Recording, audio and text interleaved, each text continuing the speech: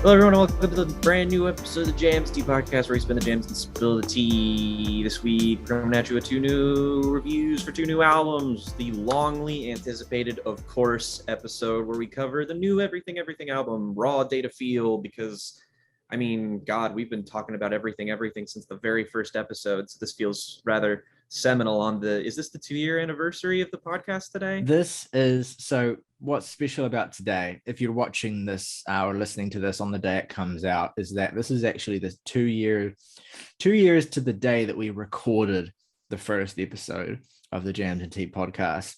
Thanks for being with us for 2 years. Additionally, we're also talking about, other than Raw Data Feel, we're also talking about the new album from Cave-In, their new album, Heavy Pendulum. Yes. So, absolutely. And this week on the channel, other than those amazing records we will be talking about, we of course uploaded our newest episode in our Björk retrospective, which is Volta. Good little discussion off of a very weird fucking album. Yeah, I was really satisfied with that conversation, and I thought it was funny how it ends up being, it's like our longest video in that retrospective yet. Despite being like not just us heaping praise on it. Well, it's just a record that, as we noted, is kind of very under discussed, and so we had a really fun time trying to really unpack what it is about that record that makes it what it is. So go and check that out if you haven't already. Similarly, we have the video on Pearl Jam's Vitology. We covered the Pearl Jam's 10 for our 1991 retrospective, and then so we have two discussions off two albums that are just real fucking weird. So go check those out if you haven't. Absolutely.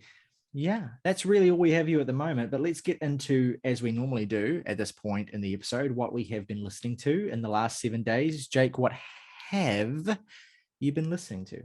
I think the biggest thing that I will talk about, just for the sake of it, because I didn't unfortunately get to join you guys for the Menzingers Discog thing, which, you know, band that obviously I'd wager to say that at least, well, you know, Connor and I can duke it out for second place, but I'm definitely one of the biggest fans here.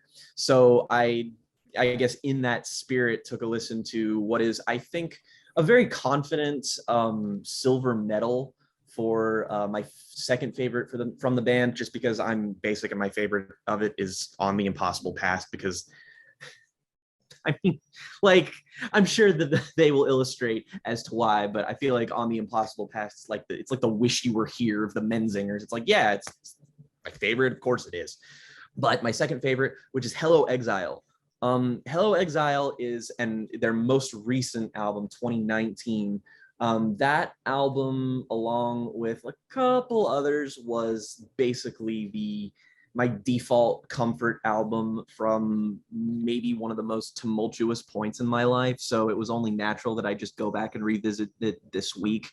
That's just, I guess, to give a prelude to it, that's just an album that's full of really great, energetic punk songs, but also just a couple songs that, yeah, I remember listening to them and shit like I Can't Stop Drinking or shit like Farewell Youth.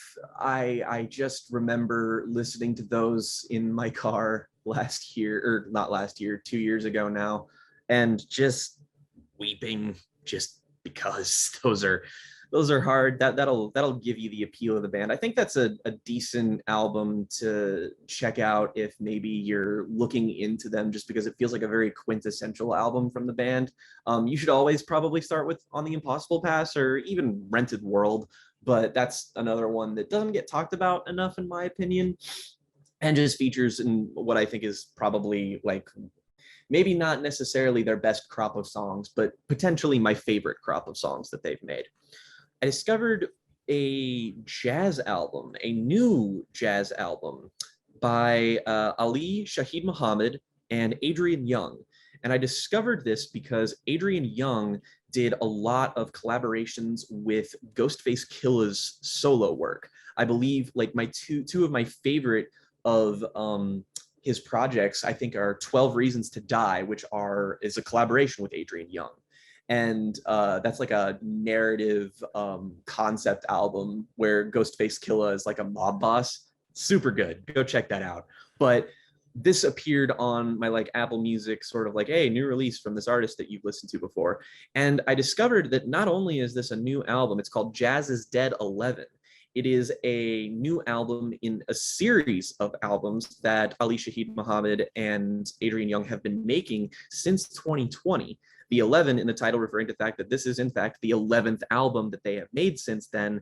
And they're pretty sizable 30 to 40 minute things. There's Jazz is Dead 1, 2, 3, 4, 5. I think the only one that isn't a like actual proper release is 10 because it's remixes. But on each of these projects, they actually team up with other people in the modern sort of jazz landscape. Like Jazz is Dead 2 has Roy Ayers, Jazz is Dead 3 has Marcos Valle, Jazz is Dead 4 has Azimuth. Just tons of shit. And this is great.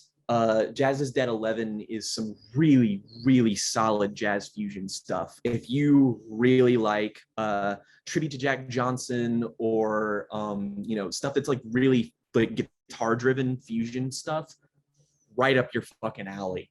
And I would recommend anything else in those like projects because I've been like, I kind of sort of compiled all of them into one thing and have been listening to some of the projects on and off. And it's just really great jazz music. It's definitely one of the better releases that I've heard this year. And we're supposed to get Jazz is Dead 12, I think, relatively soon.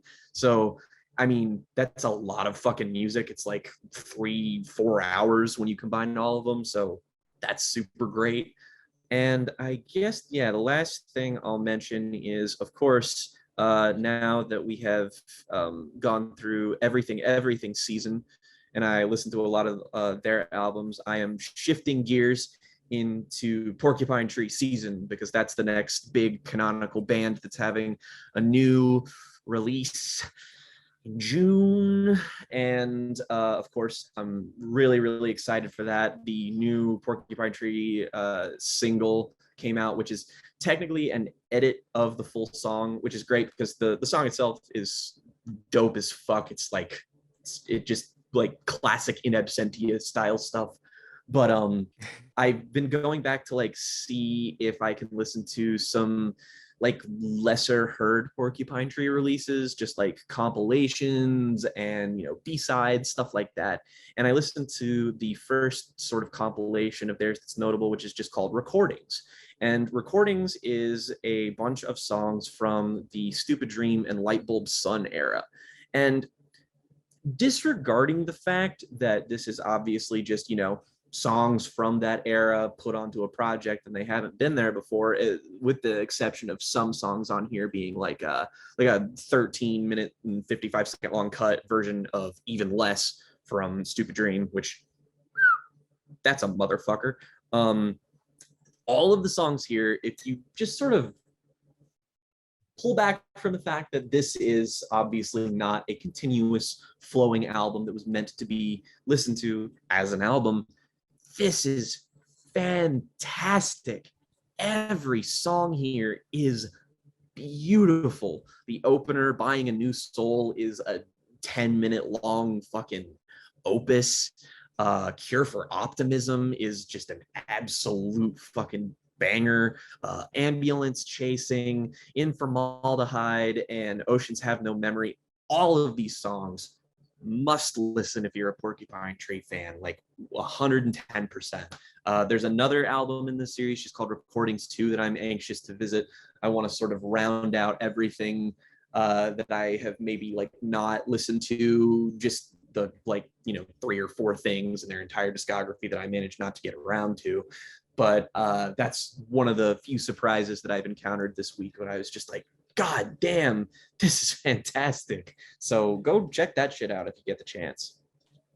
In terms of what I've been listening to, so one thing I checked out on a whim just in between my Menzingers listens for, I don't really know why. I think I've always been meaning to kind of get into this band because I have very positive feelings about this band's frontman's solo career. I think we actually all do love this band's frontman's solo career. But I listened to a beloved EP from the Ska-Punk band Bomb the Music Industry, which is Jeff Rosenstock's band before he went solo.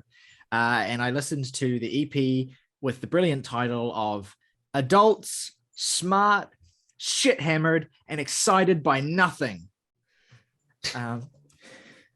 Cheers, bro. I'll drink that. I should point out as well, that title has at least a dozen exclamation marks in it throughout the different words. What's the point if you don't?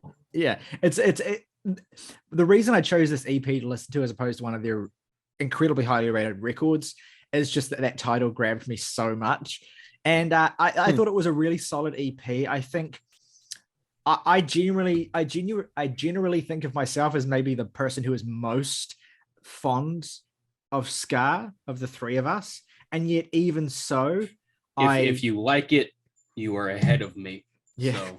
And even so, I have a pretty low ceiling, and it's mostly just because I am not that well used to ska. It's kind of a foreign language to me to a certain extent. But I will say that Bomb the Music Industry definitely lean more towards the punk side of Ska-Punk than the ska side. The ska stuff is definitely still there, but it's not as kind of zany and kooky and kind of just like, like it doesn't sound like parody music the way that some ska can. It's genuinely like fucking hard as nails. It just goes really fucking hard, and I recommend this EP.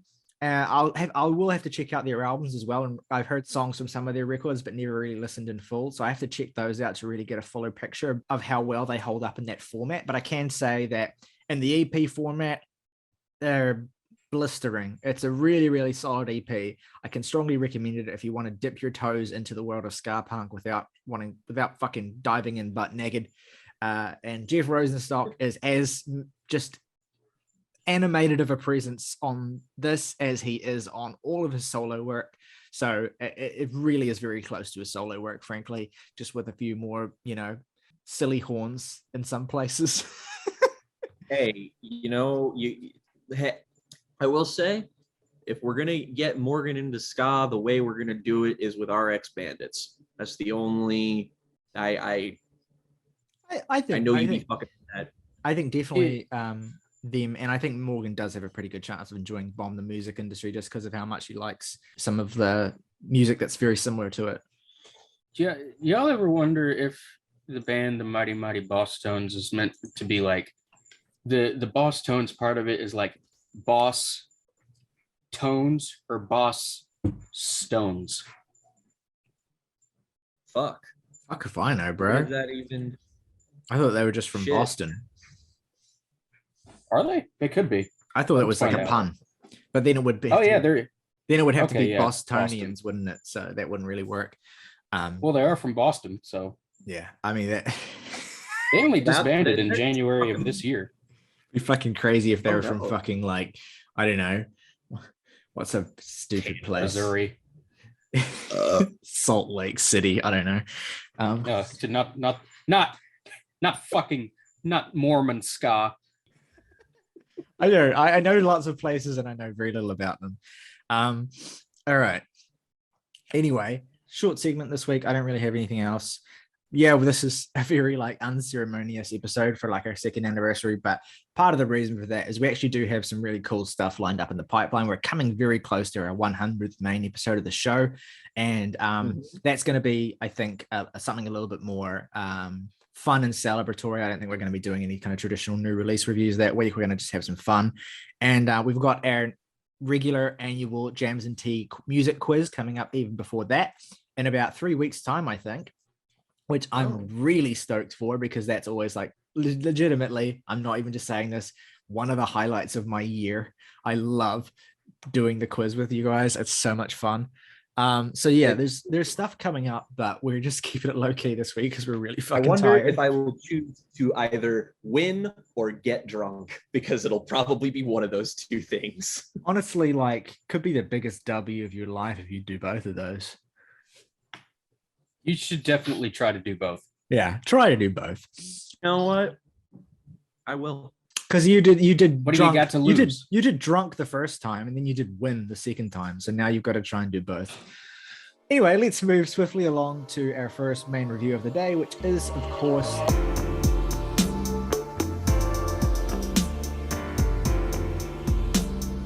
the new album from Cave-In, Heavy Pendulum. Now, Cave-In is a metal rock band that started out in the kind of metalcore scene, formed in Massachusetts, released a kind of classic metalcore album, 1999's Until Your Heart Stops.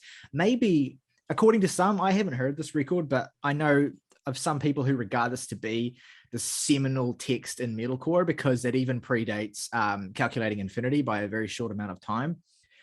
So, you know, if the world of metalcore is something you're interested in or wanting to explore, from everything I can tell, and I'm sure that Morgan and Jake could probably be able to back me up on this, this seems to be, again, as I said, a seminal text.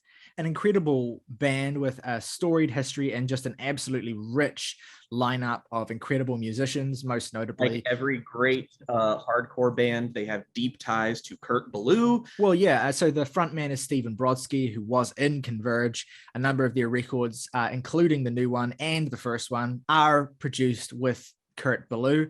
So you have pretty much, if you're into, you know, hardcore metal in some form, you pretty much have a solid guarantee of having a great time with Cave In. And I'll be honest, this is my first Cave In record that I've listened to, this new one. So I will leave it to more knowledgeable folks than myself to kind of explain what Cave In are all about and what the appeal of Cave In is. But judging from what I've read about their earlier records and what I can gather from this record, you have an album from them that is much less focused on fast-paced and aggressive sort of metalcore and much more indebted to things like sludge metal, to post-hardcore in its most kind of, you know, kind of grimy sense.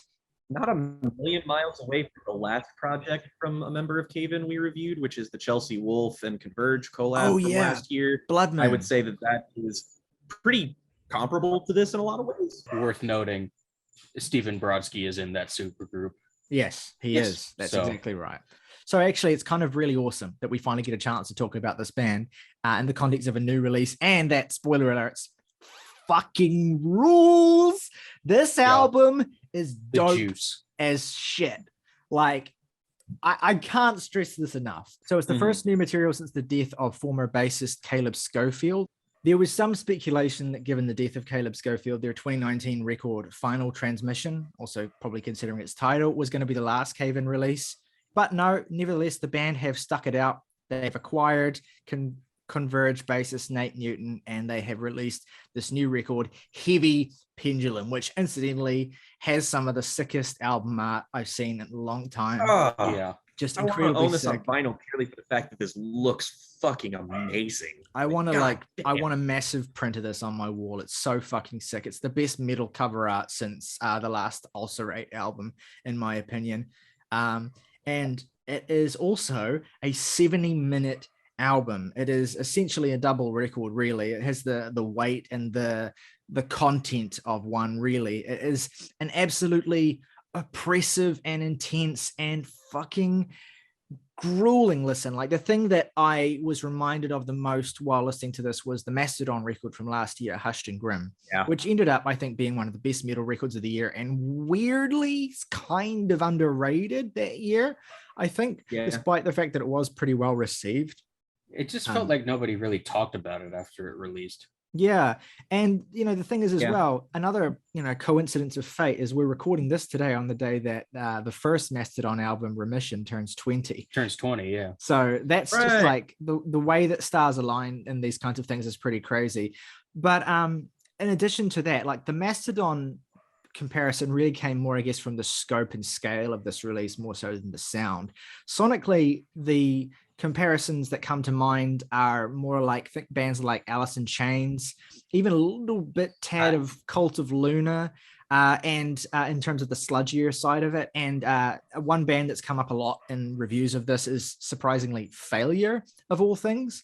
So you have an amalgamation of metal influences from kind of across various spheres. I mean, actually thinking about it, really a lot more rock influences than metal. Like, I think you could even bring in some more of the more heavier, sort of grimier rock records of recent years, like the last Hum record, for instance, as a kind of reference point here too. Anyway, it's a fucking awesome album. don't be too put off by all of these kind of like descriptions of its oppressiveness and its heft, because it's actually, I think, quite an accessible listen for people who are into metal and wanting to explore Really fun. That a little helps. bit more. Like, yeah, I think, for instance, fans of bands like, Deftones, for instance, might find this really, really appealing, because even though it has less of the kind of beauty of Deftones, it has a similar sort of tonality and heft towards it that they do at certain points as well. And also, yeah, the Mastodon is coming back to me some more too. And I'm just kind of talking myself in circles here. So someone else, why don't one of you, either of you two, talk about how this record sounds to you and why you think it's a really successful and exciting record for this band? I think you kind of hit the nail on the head, is that this is more or less a grunge album. Like I would say that I'd put it, the appeal of it, in between Alice in Chains and probably Soundgarden. But actually, my last listen, I was like, the best way to put the appeal of this album is, imagine if Bad Motorfinger was produced by Kurt Ballou. And then what you have, what is ostensibly one of the easy metal highlights this year. And I'd been paying close attention to the singles of this just because Connor and Morgan were talking about them a lot. So I was like really into like the opener, New Reality is just sensational stuff. Blood Spiller 2, Floating Skulls, which is showcase a very kind of cheeky, self-aware humor that I think is on this album, that is both incredibly endearing and does not sacrifice the impact of anything on here in the slightest. I think that one of the biggest like positives I can throw at this album is that it is 71 minutes, 14 tracks long, and it never drags. Like nothing here feels unnecessary, redundant, baggy. Everything is like concise, and yeah, it's a heavy album, and Cave In have made heavier shit, but this specifically just kind of feels like something that's meant to be soaked in, just because of all of these enormous sounding guitar tones, the unbelievably monolithic rhythm section on this thing. It just creates a bunch of worlds with these songs that you just like inhabiting. And, it can kind of take it back and forth a little bit with songs that are a little bit more, I wouldn't say they require more patience or anything, but they're more thoughtful, stuff like the closer, the 10-minute Monolith Wavering Angel. And then there are just sort of moments where they kind of peel back and you can sort of see that grunge influence a little bit stronger. And it's appreciated just because this album is paced phenomenally well. And I'd say that actually, like, for as much as I really loved the singles, all of my favorite songs on here are deep cuts. Careless Offering. That's a motherfucker of a song. That's that and Amaranthine. There's basically like this is also an album that does not sacrifice when it comes to hooks. They're littered throughout this whole thing, and they're great. Really the only thing that like stumbling block that I even really have with this album, and honestly, I fully expect my affinity for this as the year goes on and my rating for this album to probably go up, just because, again, it is kind of immense. You can't get around that. But one of the things that I had to initially step over is the fact that I wasn't like, it wasn't bad or a detracting element or anything, but I wasn't like 100% into the lead vocalist. It was kind of like Mastodon, actually, how they had like one vocalist who just always, just didn't really hit me the right way. This is definitely like, it's not weird or inaccessible, but it is kind of like, he's got like a voice that is sort of like a Lane Staley, like obviously impressive, but also sounds a little bit like weird. So you kind of gotta get over that just a tiny little bit if that's not something that you're completely for. But the vocal performances, in terms of just how impressive they are generally pretty fucking outstanding. Yeah, this is a must listen if you couldn't tell. But yeah, please, this has like way too few ratings on Rate Your Music. It's got like almost 400, but like, come on, guys. We can do better than that. Yeah, especially for a website that fucking like just fucking. And this is like a legacy act too. Like, why aren't people like foaming at the mouth for this kind of shit? Like, this is a band that have been working for 20 years, and they sound like a band that's been working for 20 fucking years. They're so like in sync with what they're doing that they just like, I don't know, man. If this is a new chapter for this band and they pursue this sound going forward, fucking gold medal, gold star. Please do more of this, please. I think weirdly, like a thing with a lot of online music communities, and this is not like exclusive to Rate Your Music either, in terms of metal, is that there tends to be slightly less enthusiasm when a really heavy band starts incorporating more sort of alternative metal or like rock adjacent textures into their sound. Like a lot of online music communities tend to really prefer the most sort of extreme and like avant-garde forms of metal, like really sludgy kind of just kind of slow and kind of lumbering and oppressive shit. And stuff like this, which owes a lot, I guess, to rock and metal of the 90s and the 2000s, that's very kind of backward looking, tends to get, I think, a little bit less love and less kind of, I think, real genuine attention to the craft of it all. I think there's a kind of sense with which a lot of the influences on this record are kind of regarded as old hat or slightly kind of not super in vogue at the moment. So the fact that this record is channeling a lot of that, it just, I think a lot of people just don't engage with that proposition. And also considering the fact that it is a 70-minute record as well. But I will say that the opposite side of that coin is that if you're not the kind of person who absolutely has to have their metal as fucking redonkulously intense as possible, but you would like to hear some full-throated, fantastic, sludgy, but also really animated stuff, and then you should absolutely check this out, even if you're like not super well versed in the world of metal or of the kind of influences and stuff that this is taking from. Like, this is a really solid and kind of at frequent points like beyond solid record. Like you mentioned Careless Offering. What a stunning track. Like the way that the kind of like high strings on the guitar are kind of like held in that song, and they kind of just get higher and higher and more kind of ear piercing as it goes on. Tones on this album in general, like it reminded me of the new gospel album at points. Yeah. It was just like, how the fuck are they making this noise?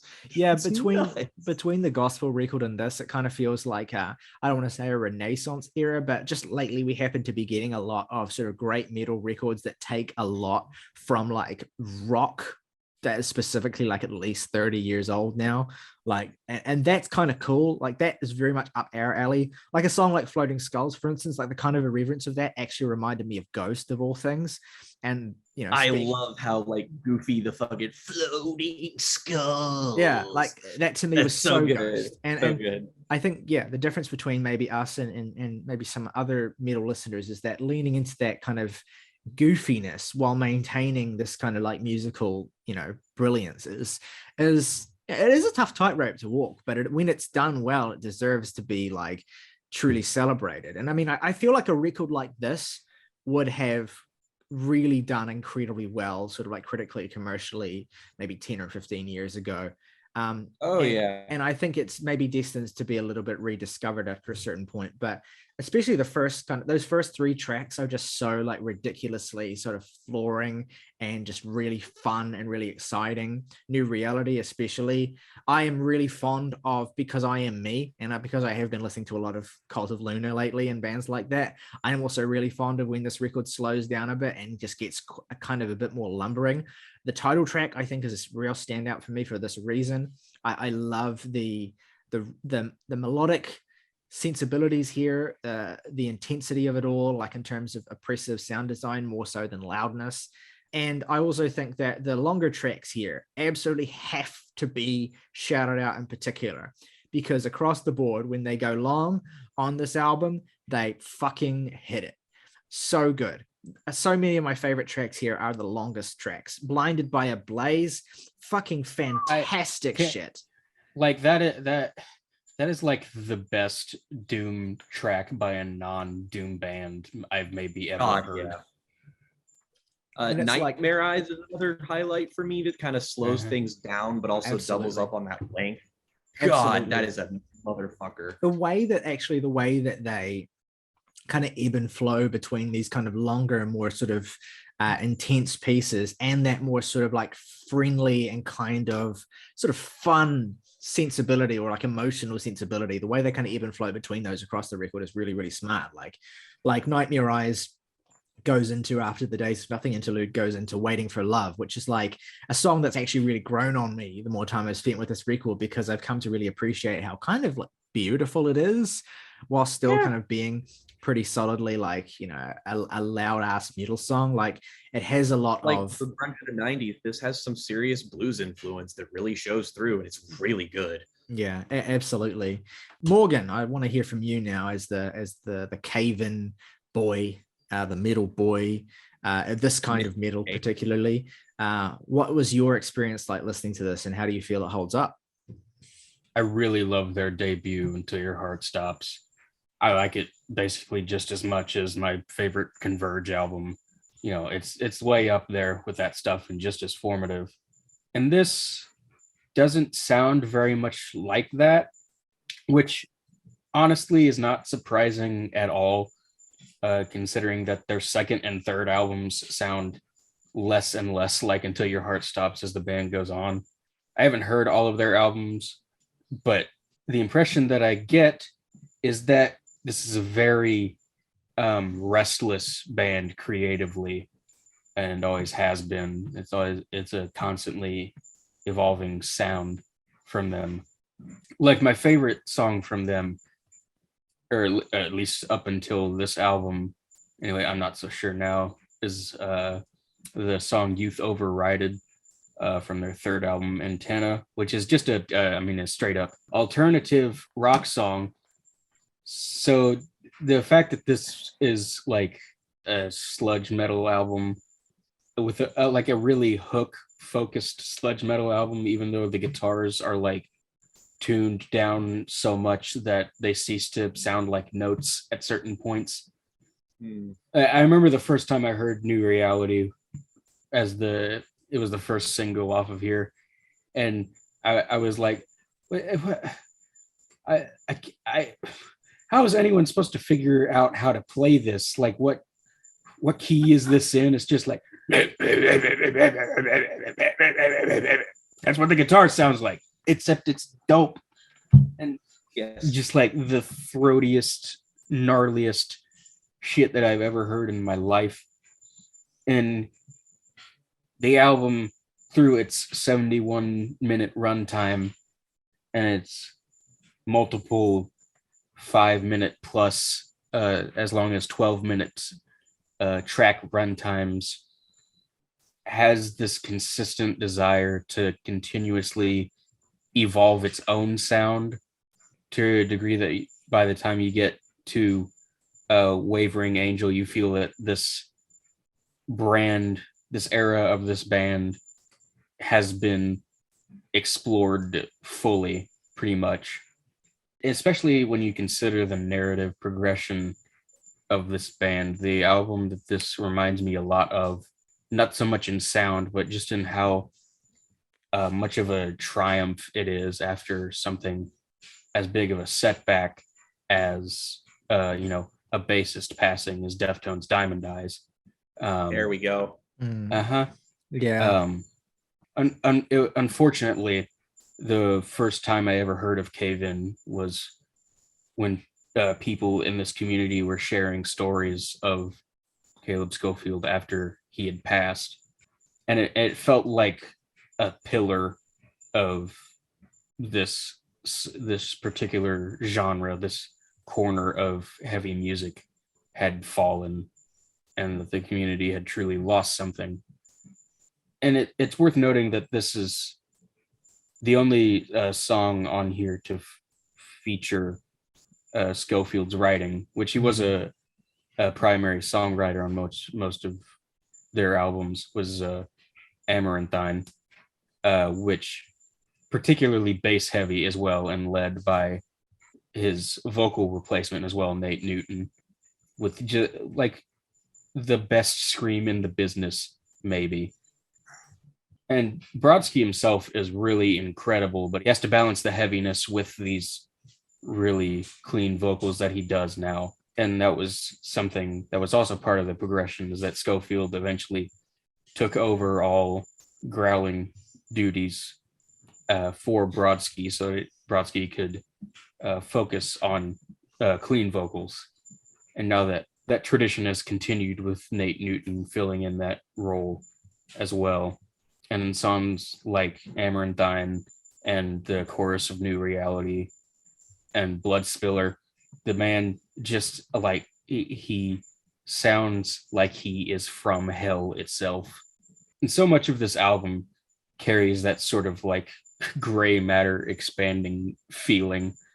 Honestly, I feel that it's, as much as it is sort of backwards looking in many ways, it is also singularly intent on creating a singular sound within that retroactive sonic palette. Like Wavering Angel, the closing track here, doesn't necessarily break any new ground, but the song itself is so good that it feels like it is. And especially in the progression of the album, having this as the closer, it brings everything to such a flawless close, in my opinion. As for the sound of the record itself, it almost goes without saying that if you ask me, this is the best sounding guitar-oriented release since Ohms. In many ways, I honestly think it sounds better just for the range. I think it's the best sounding guitar record since last week. We had the gospel. Fair enough. Yeah. But in spirit, I absolutely agree with you. And I will say as well, just on the note of Wavering Angel, that is actually my favorite song on the record, because it's weirdly got emotional listening to it the first time I heard this album. It's very emotional, I think, especially in the intro, which is just flawlessly done. And after however many minutes of high intensity, even with something like Reckoning, which eventually becomes very emotionally intense as well, with it being very directly about Schofield's passing, even if it is one of the more relatively quiet moments on the album. Something so sparse as the first minute and a half, 2 minutes of Wavering Angel really allows itself to sort of sink in to your synapses when it comes along. I think this is a perfectly structured album, really. We've listened to 40-minute records that sound at least 3 times the length of this just in the last few weeks. I was very, very excited for this album. I expressed that a couple times in group chats that we are all in. And even then, this surpassed my hopes and expectations. This is an essential release of the year, particularly within the realm of heavy music. Just an integral moment for modern heavy music, I think, and certainly for the progression of this band. I think you tapped into something really important that neither of us did, but it's the patent emotionality of this. Is that, like, with these bands, it's really easy to get caught up in how obviously technically proficient they are, and how just, these seasoned musicians basically performing at their apex with an entire career behind them. But the fact that this album doesn't sacrifice the technicality for the very, like, broad spectrum of emotions that are on this album, which is kind of bizarre when you really think about it. But I applaud how, like, genuinely holistic this release is, like, top to bottom, so much. It just feels like if they never made another album again, I can't say I would complain, but I also really want them to make another album again. I think they'll keep going. That's definitely the idea here. I think it's why the Diamond Eyes comparison will only get more and more true as time goes on. This band sounded completely revitalized in the wake of such a loss. Also worth keeping in mind as well that one thing I didn't mention, I didn't quite get across with Final Transmission, their last release, is that's actually made up of demos that were recorded and with Caleb before he passed, and was kind of released as a tribute to him, hence the title. But before that, their last studio record wasn't since 2011. So they have been fairly, like, slow moving, but it feels like this is maybe the beginning of a new chapter for the band. I don't know whether that means we'll get another record within the next few years or not. Maybe it'll take longer, but this very much feels like an attempt to reignite a spark that had kind of been dormant for a while. I mean, hell, it's like fucking Converge. Like after, they had that 2000s run, they just came back with All We Love, We Leave Behind.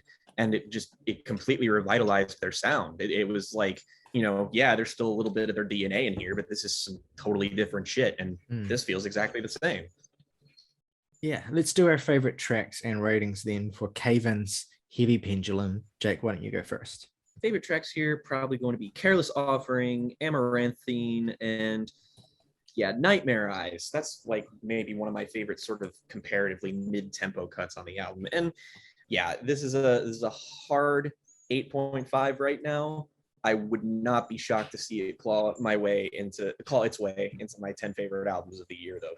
So my 3 favorites, really, honestly, very hard to pick. But right now, I will say Reckoning and Wavering Angel. And I'll also shout out Waiting for Love. Just them, like, the most Soundgarden, Alice in Chains shit that this album is on. And it massages my buttons. And this is getting the second 10 out of 10 for me for the year. Booyah, baby! 10s, baby! Booyah, Grandma! My 3 favorite tracks on the record are Heavy Pendulum, Blinded by a Blaze, and Wavering Angel. My least favorite track is probably Searches of Hell. And great album. It's getting an 8 from me, which means that we have an average for this record of 8.8 for Caven's Heavy Pendulum. Let's move into our main attraction of the day then. A long-awaited, well, not really, considering that this is maybe the shortest turnover between releases from this band. But, of course, we're here to talk about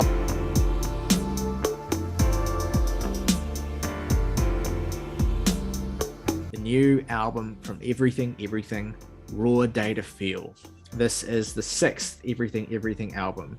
And as Jake kind of pointed out at the top of this episode, it's ended up being kind of fitting that we talk about this album on the 2nd anniversary of this podcast beginning, because in spirit, this band have been with us ever since the beginning. And it was very early in our days as a podcast in 2020, where we talked about their entire discography.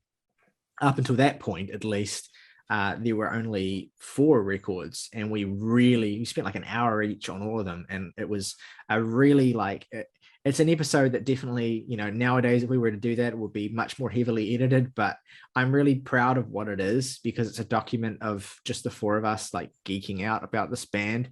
It's in many ways we owe the existence of this entire podcast and our friendship to Everything, just because that was the band that incentivized like us talking about music when the quarantine started. Yeah, they're totally a grand unifier of a band. And that actually gets into an aspect of them that I'll get into later about how they are such a good band to use as a gateway into more progressive forms of music across the genre spectrum, really. But anyway, we also reviewed their 5th album, Re-Animator, when that came out in September of 2020, very positively. That was, to me, and still in my memory, that record is one of the defining albums of the 2020 lockdown in terms of like summing up and kind of feeling as though it kind of sits as a capstone of how that entire era felt, and also of my memories of that era listening to that record. It's still a really special album to me, even if I don't quite love it to the same, incredibly exuberant extent as I did then. I still think that it's an underrated album overall. But it's fair to say that Everything were, it was an album that kind of for them came at a difficult time, because despite that album having, I think, one of the best rollouts of any Everything record in terms of having incredibly iconic music videos that were produced on an absolute shoestring budget, mostly through animation or through limited means because of the lockdown. I think that the rollout for that record to me is so special, because each single felt different, unique, momentous, and came with its own awesome music video. But that was very much a product of everything making the best of a very difficult time. They finished recording that album in February of, or might have even been they finished recording that album in March of 2020. So it was just like really shitty timing. They never got to, they tried on a couple of occasions to get a tour off the ground so they could play those songs live, but they were never really able to get going. Like COVID just kind of continued to get in the way. And things like, Brexit and the repercussions of that in terms of making it so much more difficult and expensive for smaller scale UK bands to tour outside of the UK has also limited the extent to which they're able to travel and play music. And honestly, has seriously limited the extent to which being a band is feasible for a lot of people. And so it's almost as though now Re-Animator did relatively well for them commercially.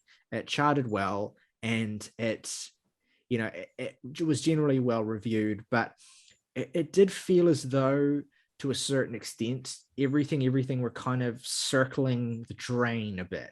They were still making good records. I think, again, the conceptual and the level of denseness and thought and detail and craftsmanship that went into that record and the record that precedes it as well, A Fever Dream, is, I think, generally underappreciated and underestimated. Those are records that are so utterly perfected in terms of every sort of detail being carefully calculated and overarching themes and stories being so lovingly crafted and emotional. And it seemed like there was a sensation that it was all for very little payoff, or for very little, it was unclear how sustainable this could be. A lot of the critical discourse around this band has regrettably circled around this notion of them being of the album Get to Heaven, essentially their 2015 record, their third record, and the extent to which everything they've released since has had to live in the shadow of that album, unfairly, as we've said in the past. But regardless, that's just the way it often is in the critical discourse. And it didn't help that thematically and sonically, to some extent, Re-Animator, compared to A Fever Dream, felt like it returned to some more similar aesthetic ground to that record, although Re-Animator had its whole thing of being an incredibly intentionally messy sounding record that was mastered incredibly loudly and compressed and has this kind of digital detritus kind of sprinkled all over it as part of its concept. But a lot of that kind of ended up falling on deaf ears to a certain extent, and fans were generally, I think, a bit more underwhelmed with that album. And there seemed to be this kind of lingering feeling that people had kind of given up on everything, which is, it always pissed me off. But honestly, I could understand why some people were not able to connect so much with some of that later music, because it's so dark, it's so dour, it's so kind of relentlessly bleak.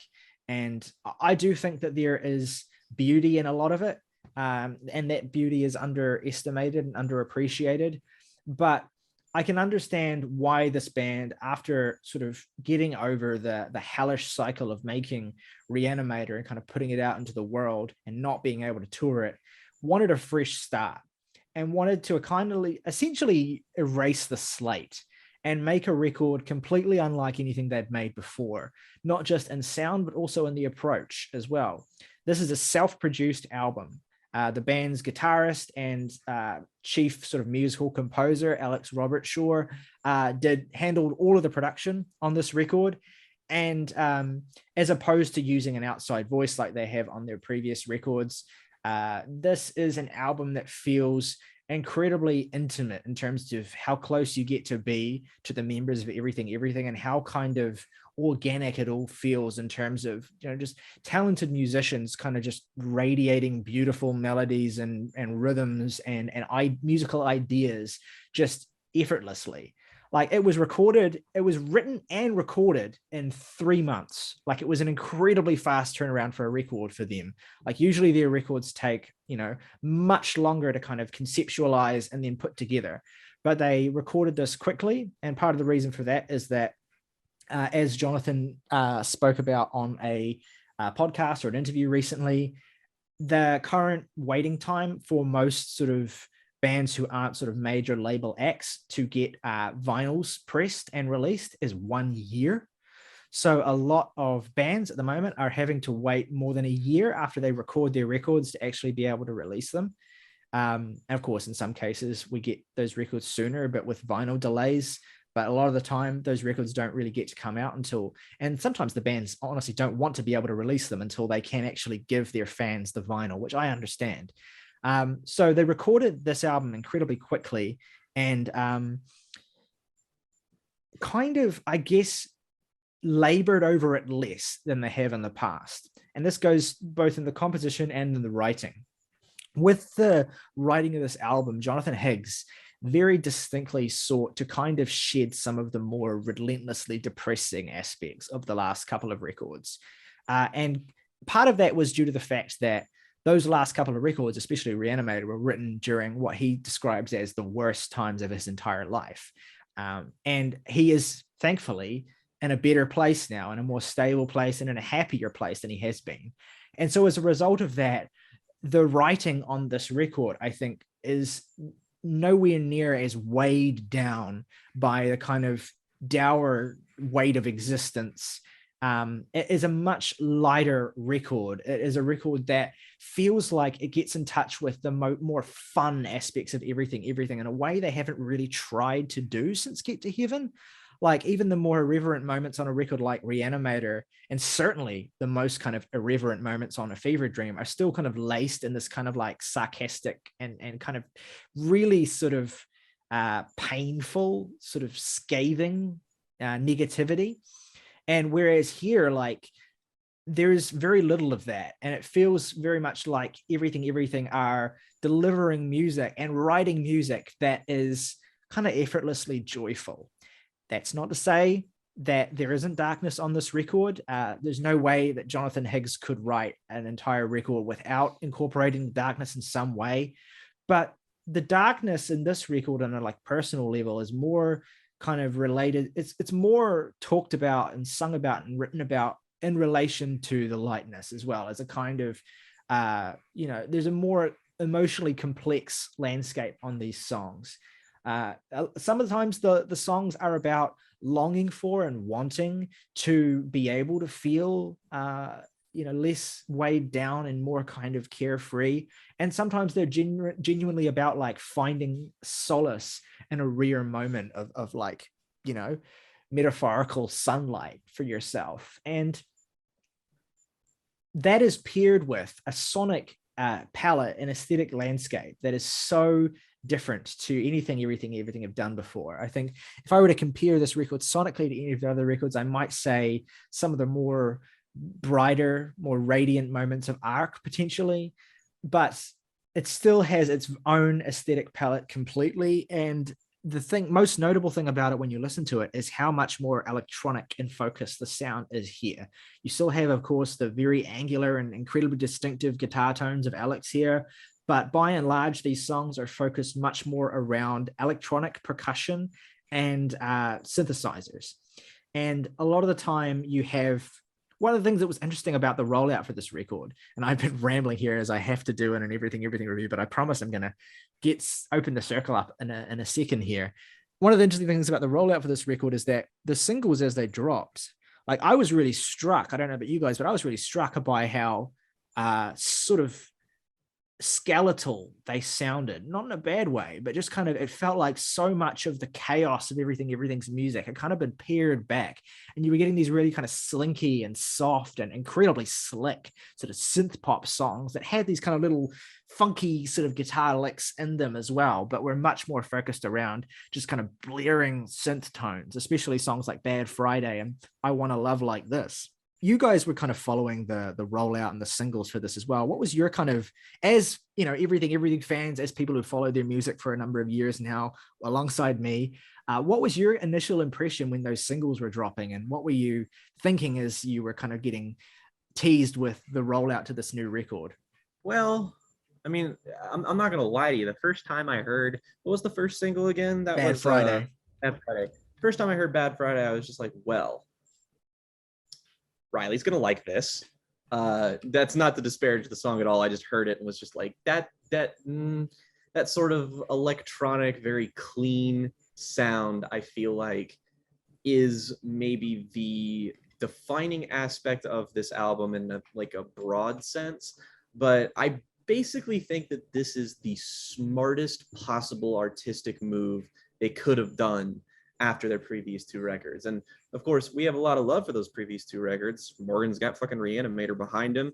And A Fever Dream is my favorite Everything record.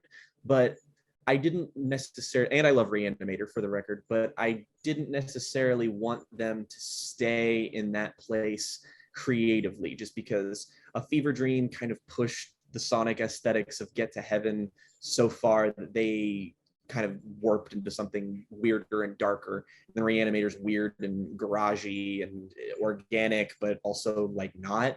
And then this comes along and it contains their sharpest hooks that they've had since Get to Heaven, their most immediate songwriting, their most like forwardly direct change in sound. Just because if you listen to those other two records between Get to Heaven and this, you can't really pin down what they're doing very broadly in a very like definitive way, I guess.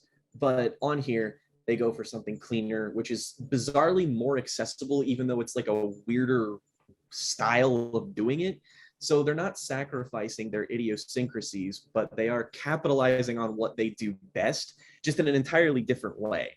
And that's kind of why I think everything about Raw Data Field feels so simultaneously refreshing and also comforting, is that you just kind of get the feel, like, especially from those singles, that they are like trying to evoke that first sort of leg of Get to Heaven, where it's just like best progressive pop song after best progressive pop song. And they sort of do that initially with the singles, but they go in a weirder, more mid-tempo direction as the album goes on.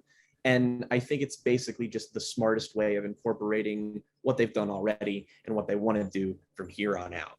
So it ends up being really satisfying as a fan of this band, that I just, if they kept going down the road they were going down before, I just felt like maybe, for as much as I love those albums, the vitality of the band just didn't feel like maybe it could sustain their moderate success that they have with music listeners. Is that, you know, the general consensus is like, oh, Get to Heaven's great, but A Fever Dream and Re-Animator are both kind of disappointing. And as much as I love those albums, I can't deny that if they swerved away from public appeal any more than they had, they very likely could have been demolished as a band. Like, their success just might have stopped. So it feels both comforting and also like, oh, I get to enjoy something new from one of my favorite bands.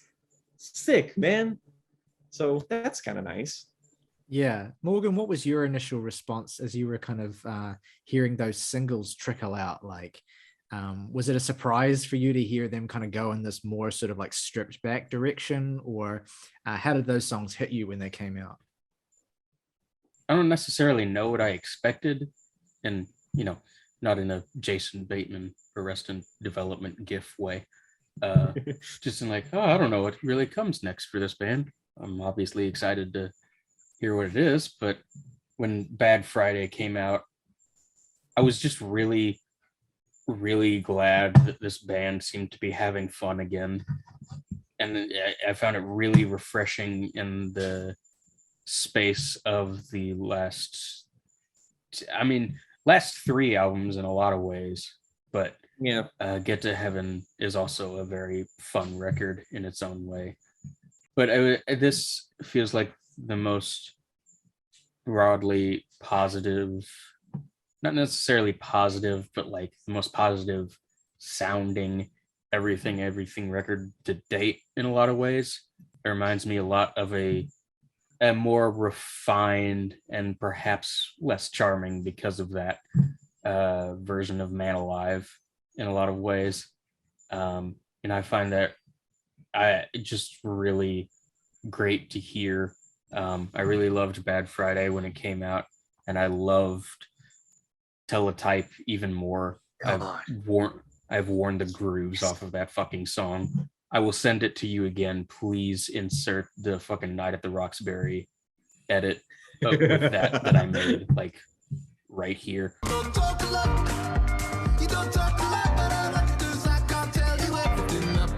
I can say that when this single started rolling out, I was definitely enjoying them, but I was trepidatious because I think that the singles actually kind of hold out on a lot of what the album actually has to offer in a way that's kind of daring, I think, but also I've come around to thinking it was kind of confusing and strange when the album was actually came out, to kind of understanding it to a certain extent, because everything are kind of presenting to you with those singles, which are interestingly all like at the very beginning of the album, they're kind of presenting to you almost as if this new sound of theirs is kind of like sort of coming to life slowly in real time, like Teletype, which I think is a stunning opening track, probably on its way to being one of my most listened everything songs in general,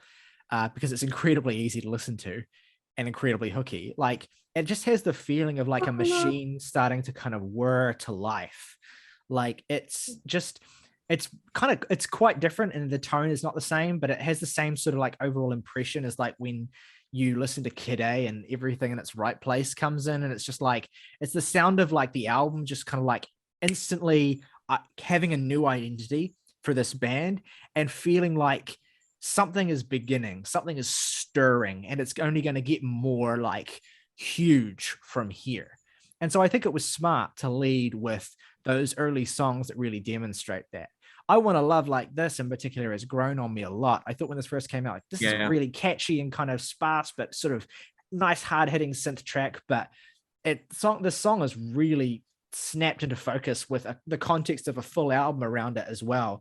Like it went from being a pretty snappy pop song to like one of the most genuinely euphoric songs this band's ever put out. Like the way that John sings on that chorus, where he's, I feel alive, is like someone always dies when we do this. Like it's so fucking exciting and kinetic and colorful, like especially if you watch the music video where they're just like they're playing the song in a massive room and they're just using like flashing lights to completely discolor themselves, and then they're using kind of AI to sort of chew up and then spit out the visual iconography. And that brings me to something I can't believe I haven't thought to mention yet, which is actually the concept and the idea behind this record. Because even though it's a back to basics album for everything, a record that they made, independently and on a kind of really tight time frame, it still wouldn't be an everything album if Jonathan Higgs hadn't put some kind of like deeply rooted concept into it. And this is actually, I think, conceptually, I mean, this is a band who conceptually make great and really thoughtful records that you enjoy because they sound amazing, but then the 50th time you listen to them, you enjoy them more than ever because you get like what they're about as well, and it adds this entire different level to it.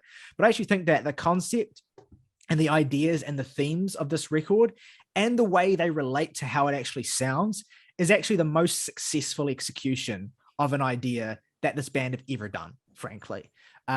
While this is not going to be, it's too soon to say this, whether this record is going to be a classic on the totem of Get to Heaven, or personally for Man Alive for me as well, it feels as though this is like the most like just conceptually, musically, aesthetically, artistically satisfying everything album in so many ways, because it feels like it has, not only does it have an identity and that it communicates certain ideas and continuations of certain feelings and themes across the track list, which is beautifully structured into these two absolutely perfect 7-track halves. Not only that, but also like it's completely unique as a whole within the discography of this band. And it takes the opportunity for new beginnings and applies it into this kind of non-linear, but also continuous story that this record sort of tells. And I'm still kind of unpacking the story. I'm not going to spend like hours talking about it with relation to every song like I did with Re-Animator, but I think it's much less kind of like weird and esoteric and much more kind of like charming and relatable than they've been in the past. Like you have, for the first time on an everything record, you have recurring characters across the album that represent Yeah, you have Kevin. Kevin. You have Kevin. You have Kevin. Kevin. You have Kevin. Jennifer. You have Raymond. You have all of these kind of figures, and Fucking Raymond. fucking Raymond. And you have all of these different sort of figures that represent kind of, you know, different aspects of the story about growing up and kind of moving through your neuroses and falling in love and letting yourself be vulnerable. Like, there's the thing about John Higgs's songwriting is that ever since Man Alive, and he's been consistent about saying this, he's always been a heavily emotional and personal songwriter. But the reason why his lyrics are the way they are is that he's always, the only way he's been able to communicate what's going on with him personally is to dress it up in the most verbose and like extra language possible to basically obfuscate it to the point where you have no idea what personal shit he could possibly be talking about, because it's so obfuscated in layers of imagery. And the thing about writing this record is that it was like, for him, for the first time, he felt like he didn't have to do that. He could do that to add color and to add, you know, idiosyncrasy and vibrance and imagery and stuff to like vividly fill out the album. But also, for once, because he's in a certain place in his life, which is more comfortable than he has been in the past, he's able to also just lace this record with straightforward sentiments that can be just understood so easily and so beautifully, like little lines and little details and little stories that you instantly understand and that are just so emotionally hard hitting, so instantaneously. For me, I think one of the two best songs on this album, although they have so much competition, but the two absolute standouts are Jennifer and Kevin's Car. For precisely those reasons, because they are two of the most direct and emotional songs on the record. And they're actually kind of mirrors, because they kind of have the same sort of characters in them, and they tell different sides of the same story. One song being about an incredibly sort of depressed woman that Jonathan is kind of singing to about how the ugliness and the depression and the sadness that she's currently existing within is always going to be the past, as each new moment kind of, you know, as you barrel forward into each new moment. And it's a really powerful song.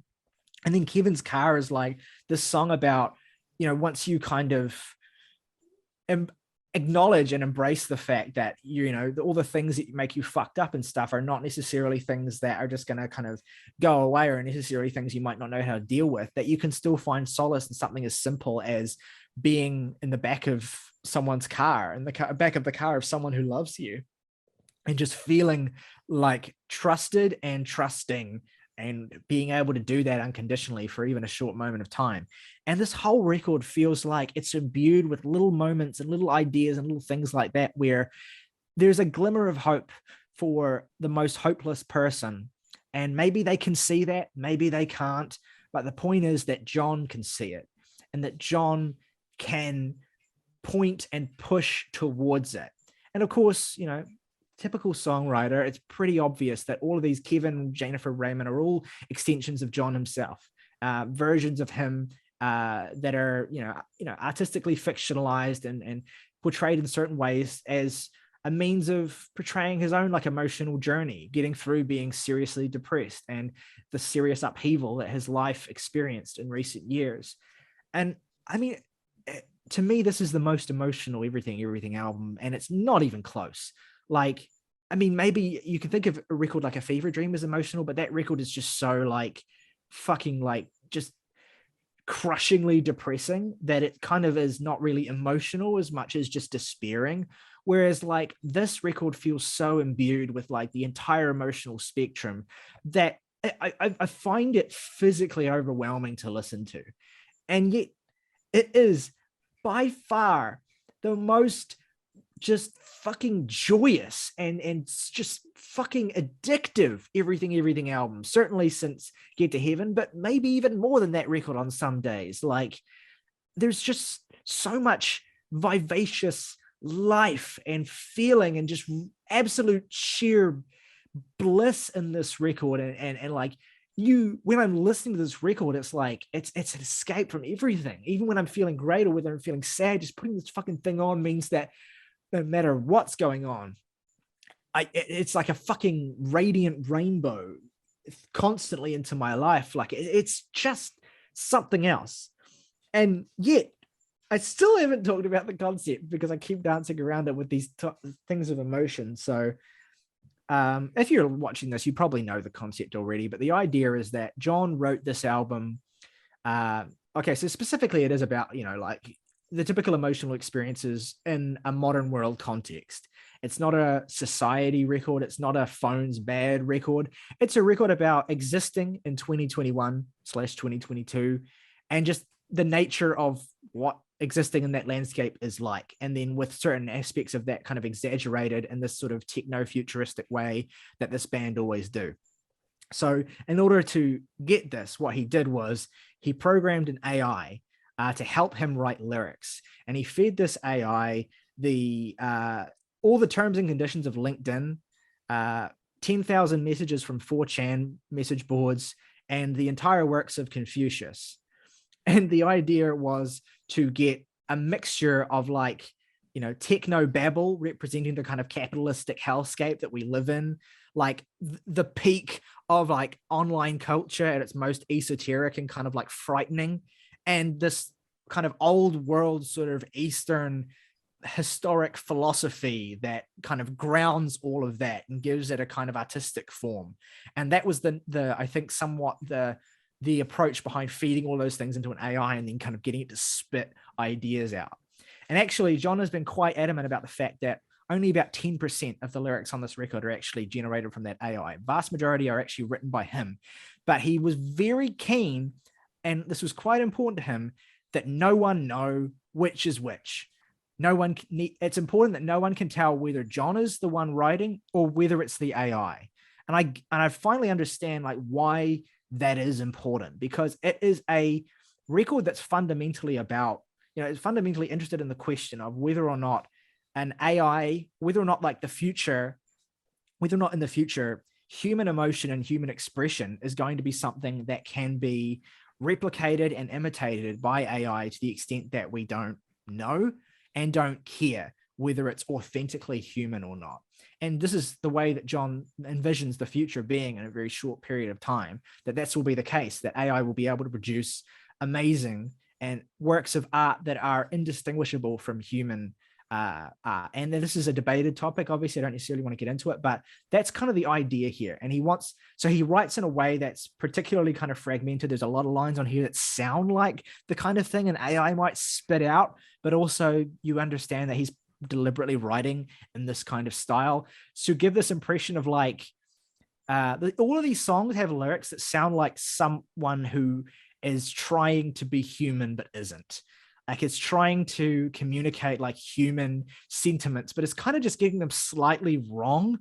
The line that everyone keeps talking about from I Want to Love Like This, why don't you listen to your mama, she's old.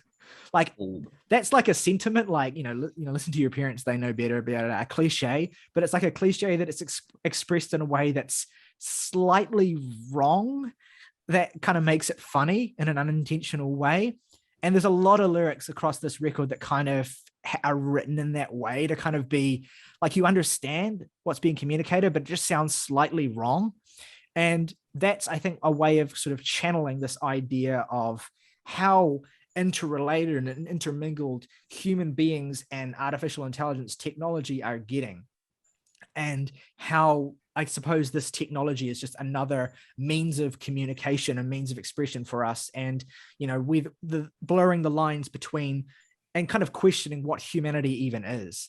I'm also in this mindset because I recently played a fantastic, amazing open world puzzle game called the Talos Principle that is very, very interested in these ideas of like what makes a human human and an AI not human, and explores those questions in a lot of really interesting ways. But anyway, God, I went off for a while there. The songs themselves, now we know what this record is about. The songs themselves, how do they come across and how do they kind of fit into all of this? Well, we've talked about the singles. They are, gorgeously skeletal, emotional, beautifully hard-hitting. The one single we haven't mentioned, the fourth track here, Pizza Boy, which you know, for a while was like the one sort of tiny weak link in the chain of this album for me, has actually kind of finally clicked for me very recently. There's a beautiful warmth to the synth tones here. And though the lyrics are particularly straightforward with sentiments about, feeling alone and with your mobile phone, etc., more gracefully expressed by him than me, there is a kind of truth and beauty to them, and they don't feel corny because they're so like intermingled with, again, some really esoteric and surrealist turns of phrase as well. Like, that's one of the things that makes John such a clever writer, is that he's able to get away with sentiments like, is it fun on your own, just you and your mobile phone? Because he just couches those sorts of blunt and sort of direct sentiments with so many other lines that are so bizarre, like feeling like a pizza boy. But it's really not until Jennifer, I think, that the record really, I mean, the first 4 songs are great, especially Teletype, but when Jennifer hits, this is kind of the beginning of basically a run that's just the entire rest of the record, really, where I'm just like floored and in awe of this band doing things that I didn't even know they were capable of. Jennifer is like it's like the missing link between The Cure and Mazzy Star. This song is unfucking real. I need to hear from you guys at this point. Like, what are some of the standout tracks to you? Like, what are some of the moments that really leap out to you as being like, fuck, this band are fucking, they're at it again? One of my absolute favorites on here is actually the closer, which took a little while to grow on me. Yeah. But honestly, it's just because it sounds that damn good, particularly in the last portion of it. It's just very creative and sonically satisfying to hear.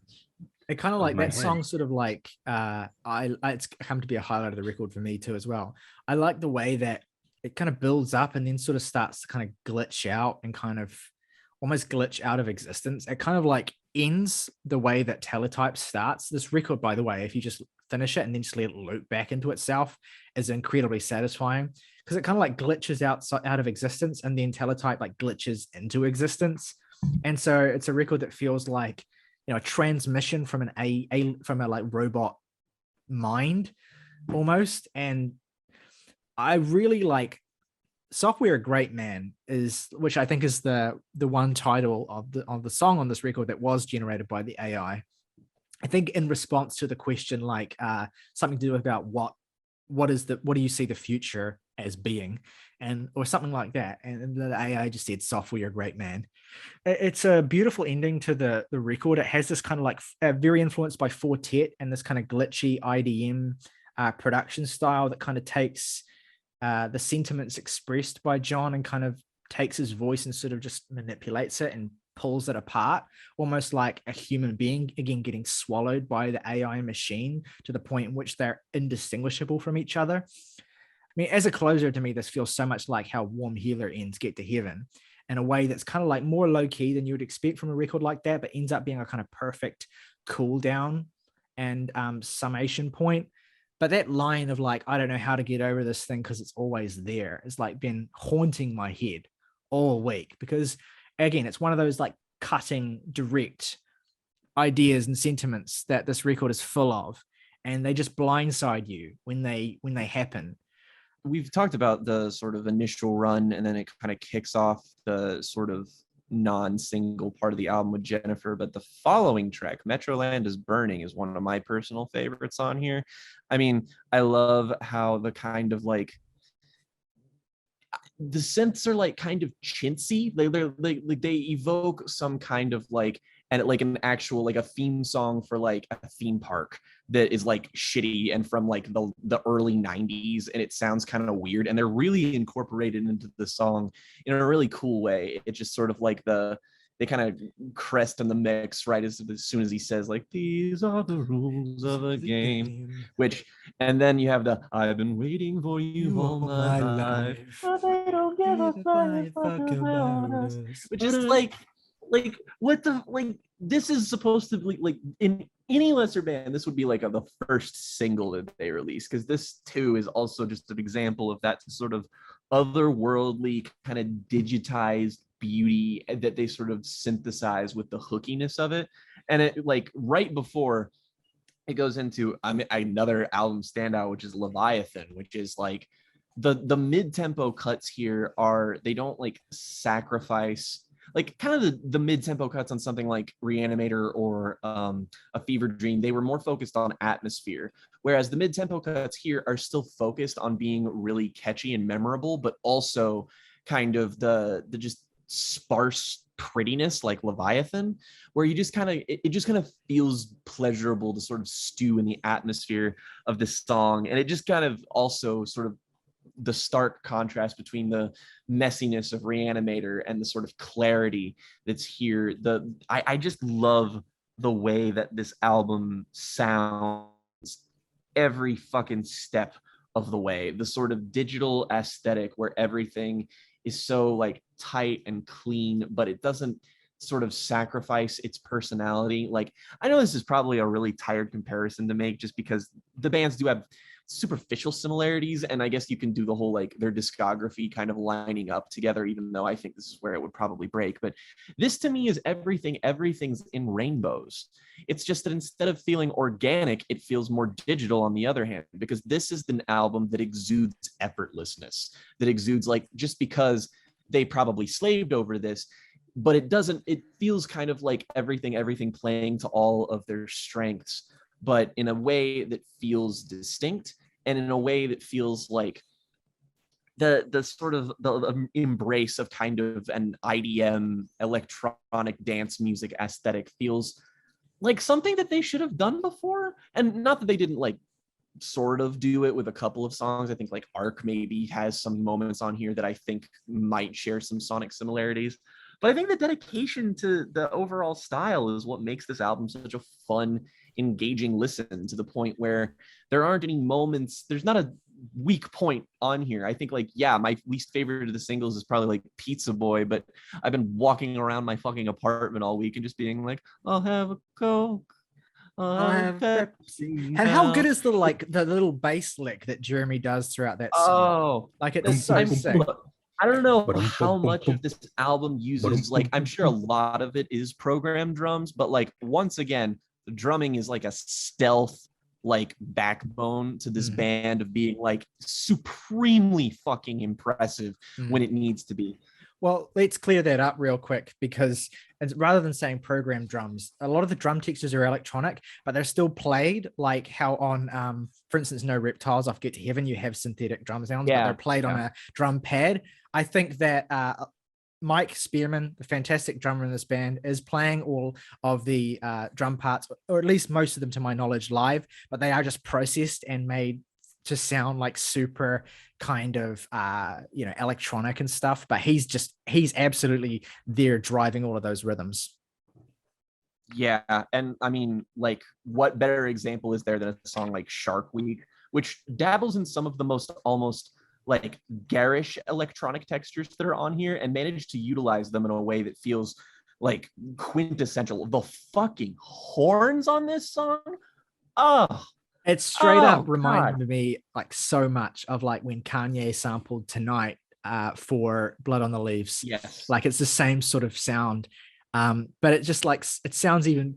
And I want to echo what you said about the production. Like, I've said how good this record sounds already, but I want to emphasize, I think this is the best sounding record this band have made by some margin. There's something about the aesthetic cleanliness of it, yet still maintaining a lot of rich color and vibrance and like even grit at certain points. That's just so fucking satisfying. It's I mean, it's a testament to how well they work when they just are able to produce their own records as well. And they've said they want to continue self-producing in the future as too. So I really want them to. If this is the result of that, you get something so confident feeling like. And where better is this showcase than on maybe, well, I mean, every like late album song could be a highlight, than Hex, which is just what a baffling. This is like the Zero Pharaoh of raw data feel, where it just sort of like the guitar tones on here are like my favorite sound an instrument has made in 22. It's so just that it's I can't even describe it. It's so fucking odd sounding. It's there's so like fucking tasty. I love it. one of the things I appreciate, and again, this is something that the singles don't really prepare you for, is just how much beautiful like little details and flourishes that these songs have. Like a song like Hex, for instance, could get by on those kind of booming sort of Habsburg lips, sort of Zero Furo-esque sort of synth tones and stuff. But the fact that there is like that guitar weaved into it, there's like a beautiful little guitar solo in this song, and it's not even a 3-minute track. And similarly with like Kevin's Car as well, like Kevin's Car has like a perfect sort of really gentle lilting sort of guitar melody and kind of almost like reggae influenced tonality to it, but also has a synth solo in it about 2/3 of the way through. That's just the most beautiful fucking thing I've ever heard in my life. It's fucking 80s Rush. I mean, that's a lot of the aesthetic of this album in general. It's just like, hey, what if we made an album that is entirely blueprinted from fucking Power Windows? And it's like, yes, thank absolutely. you. And then like when we get like really intense into the electronics and we get songs like, can we fucking have a word for Cut Up right now, which is maybe the fucking, could this be the hardest they've ever gone? It's a contender. Could be. It's like this song, like when I first listened to this album, I distinctly remember like, first of all, Shark Week, when that song hits after like the first half kind of winds down quite beautifully. And then Shark Week comes in and it's like fucking smacks you in the face like that. Then Cut Up somehow finds a way to crank that energy up and just make you feel like you're on a fucking dance floor that is made of lava. The fucking dance floor is made of lava. You know, it's like evacuate the dance floor. Stop. This beat is killing me. I mean, it's like Saturday Night Fever by way of everything. And I think the dance influence all over this album is maybe its like strongest asset is that like, I mean, again, Shark Week, Cut Up, Hex, these are songs that you want to do nothing else other than like, I don't know what you do when you dance alone, but I would shake my ass to like half of this album is just premium ass shaking music. And not to mention, I just like, I love the way that like there is kind of a tight sort of narrative element in each of these songs. Like Cut Up feels like a pointless video game side quest, or Hex feels like, I mean, there's like the sort of almost a like techno cult kind of aspect to this song, or the fucking Pizza Boy, which is always just like, Pizza Boy is maybe the funniest metaphor for living under capitalism I've ever heard, because like I simultaneously am just sort of like, why did you pick this? And then I think about it and it's like, you know, having a full-time job does feel like you're constantly just bringing a bunch of people food that you wish you were eating instead. And it becomes weirdly kind of like poignant. That's the one of the cooler parts too, is that like once you dive into lyrically each of these songs, you find that quintessential everything emotionality of where like when you hear Get to Heaven for like the 10th time, and then the lyrics stop being these catchy things that are in your ears and they start being actual words with meaning. Is that this is the first album since Get to Heaven where I've felt compelled to like explore these tracks in a way that feels like meaningful. And not to say that I didn't do that with the other albums, but it felt vital here in a way that Get to Heaven's kind of scrambled anarcho-terrorist sort of narrative unfolded, where you're just kind of like, oh, I kind of get it now. Here you're kind of just sort of stuck with these recurring characters, these recurring stories, and it's just sort of caked in the most accessible sound that they've had since then. I think also I don't want to say favorite just because I don't know if I've genuinely picked it yet, but I think my favorite on here right now is Born Under a Meteor. This is, to me, this is the No Reptiles of Raw Data Feel, where it's the most patently emotional. It's a little bit slower and doesn't have as much of a build, but like there's just a point where it like the second part of the song where it just sort of like stews in these like really steady, gentle drum beats and these really pretty chiming synths. I haven't been able to get out of my head that Laura called this the everything's let down, which I just tonally exactly that. That is precisely what makes this song feel so emotional and evocative. And it starts with a line talking about someone's PlayStation 1. And it just kind of devolves into this weird, discordant guitar, squeaky synth thing where the only thing carrying the emotion ends up being the vocals.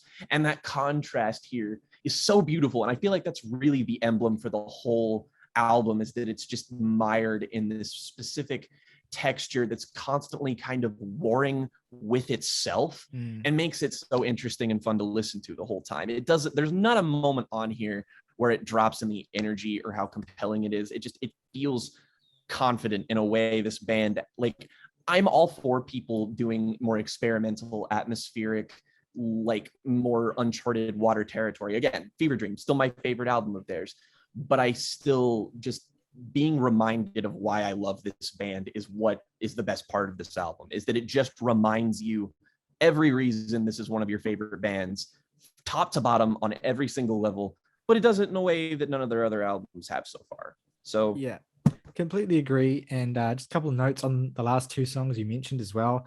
Like I read a beautiful tweet, or no, it was a Reddit post from someone about Pizza Boy, talking about how they work working in the gig economy essentially, and working as like literally a person who makes money, like, working for, whatever it is in the UK, Deliveroo, the equivalent of like what you guys call DoorDash, like this food delivery service where it's a gig economy job.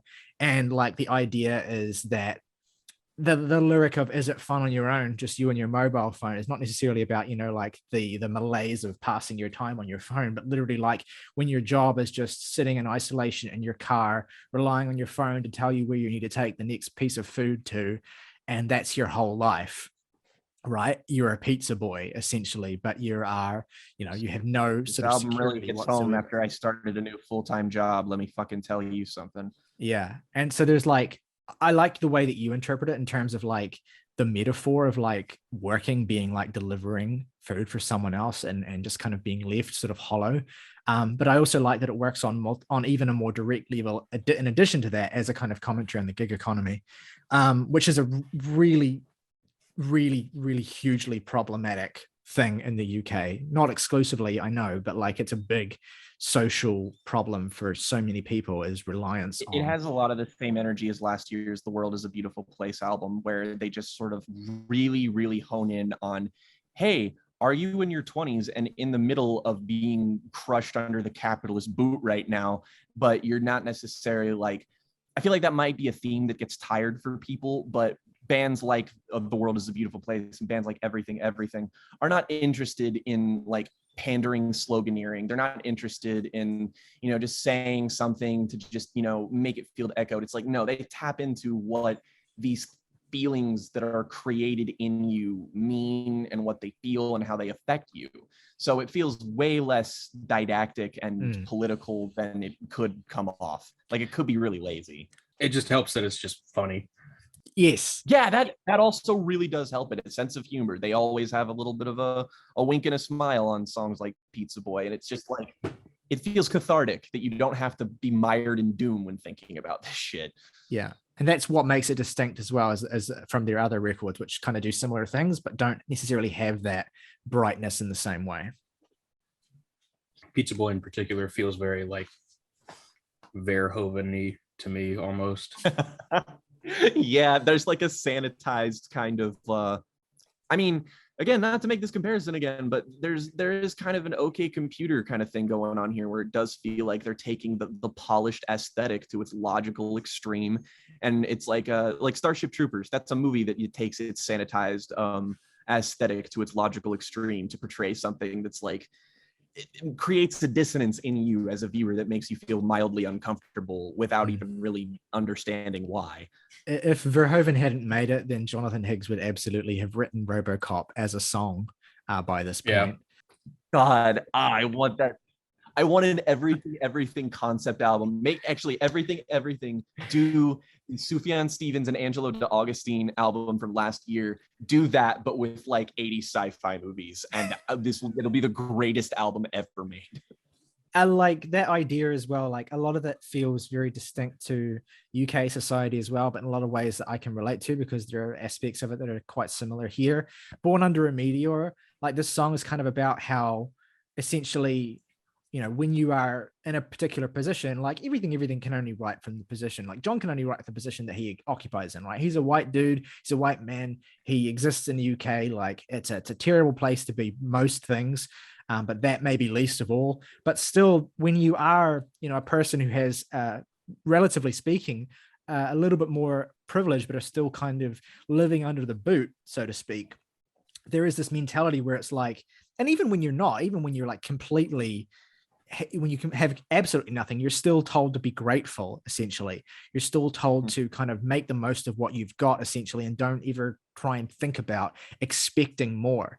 And this is a great song about that, Born Under a Meteor, because it's like, I was born under a meteor. I was like told from the day I was born, essentially, that I'm gifted or I'm special or I'm lucky or I have something or I am, that life will be a certain way for me. And I get to this point in my life and I don't feel that at all. And I'm wondering when it's going to kick in or what it is. And all of a sudden, this idea of being born under a meteor starts to become less like this kind of like beautiful sort of event that marked that you were happening at the same time as this, raging, beautiful sight in the sky seems to be less like a sign of good things and more like reminding you of how the dinosaurs were killed. And he talks about that in the song as well. Like he sings in the most kind of pleasant voice possible about how the birds were blinded and burned and fell from the sky as the meteor struck 65 million years ago. And he and then goes Land is Burning is also kind of about this too, the sort of just mentality of like the Metroland in question sort of just being a metaphor for like being alive, and it's all coming apart, and then finally you have someone who shows you sort of a light in the darkness of saying like, these people don't actually care about you, even though they're like supposedly engineering this like fun thing. It's like, yeah, but all the fucking carts are breaking, everyone's going to die, but it's funny, so like yeah. One song we've kind of alluded to but haven't really talked about in much detail that I want to shout out for a minute here is actually the centerpiece on this record, Leviathan. This is a song that's so beautiful. I cried tears of beauty listening to it for the first time. Genuinely, like this song very just fever dream-esque. Like it is, but at the same time, like it sounds like the little guitar tones in this, like the way they sound, like when Alex is just kind of like plucking that little high pitched sort of melody. It's so like, I haven't heard anything this beautiful again. And rainbows, kind of that, the aesthetic and the warmth of that feels very much like akin to that kind of record, right?